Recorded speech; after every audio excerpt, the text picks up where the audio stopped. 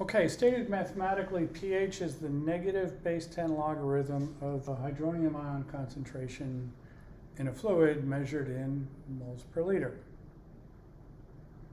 It's the negative base 10 logarithm of the molar concentration of hydronium in a fluid, in an aqueous fluid, a water-soluble fluid. pH is of interest to scientists, chemists, engineers, and mathematicians because it is a measure of water purity. Water is what is described in most chemistry textbooks as being amphoteric. It has properties of a base and properties of an acid at the same time. Water has a natural tendency to auto-ionize, meaning it throws off hydrogen ions in greater concentrations in the presence of impurities in water. So a pH of 7 indicates that water or a fluid is acid neutral, and there are equal concentrations of hydronium and hydroxide ions. In an acidic solution, the concentration of hydronium ions is going to exceed the concentration of hydroxide ions, and that'll be reflected in a pH of less than 7. And in a basic solution, there is a greater concentration of hydroxide ions than hydronium ions, reflected in a pH greater than 7.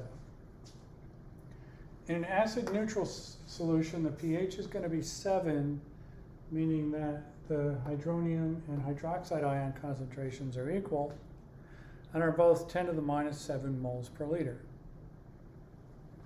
So if the hydronium ion concentration is 10 to the minus 7 moles per liter and the hydroxide ion concentration is also 10 to the minus 7 moles per liter, the product of those two concentrations, 10 to the minus 7 times 10 to the minus 7 is 10 to the minus 14. Now it's relevant to you in checking your work and making sure it's correct when solving problems with pH and logarithms. The product of the hydronium and the hydroxide ion concentrations should always equal 10 to the minus 14. So, pH is the negative base 10 logarithm of the molar concentration of hydronium in an aqueous fluid. And it's represented with this expression.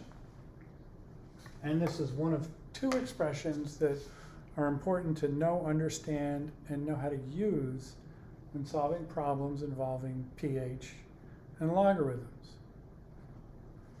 pH is the negative base 10 logarithm of the molar concentration of hydronium, and the molar concentration of hydronium is equal to 10 raised to the power of the negative pH.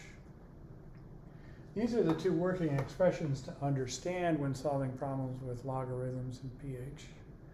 And it's important to understand how to transform this expression into this, or this expression into this. And it's done with a little bit of algebra and an understanding of the 4 properties and 3 laws of logarithms that were explained at the beginning of this tutorial. So the last thing to understand in this intro before looking at some of the actual problems is how to transform this expression into this one. And start by multiplying both sides of the expression times -1, moving the minus side to the left of the equal sign. And the next transformation requires understanding and remembering the 4th property of logarithms that was explained in the intro to this tutorial, which is that 10 raised to the base 10 logarithm of some number is equal to that number. And the example that you saw was 10 raised to the base 10 logarithm of 23 is equal to 23. So this is a valid transformation. Minus pH is equal to the log of the hydronium ion concentration.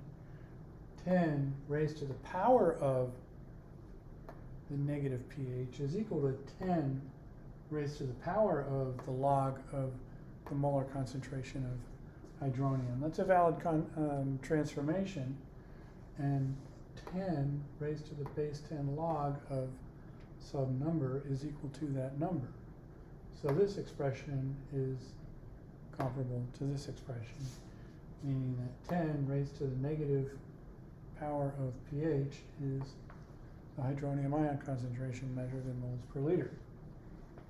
The molar concentration of hydronium is equal to 10 raised to the power of the negative of pH.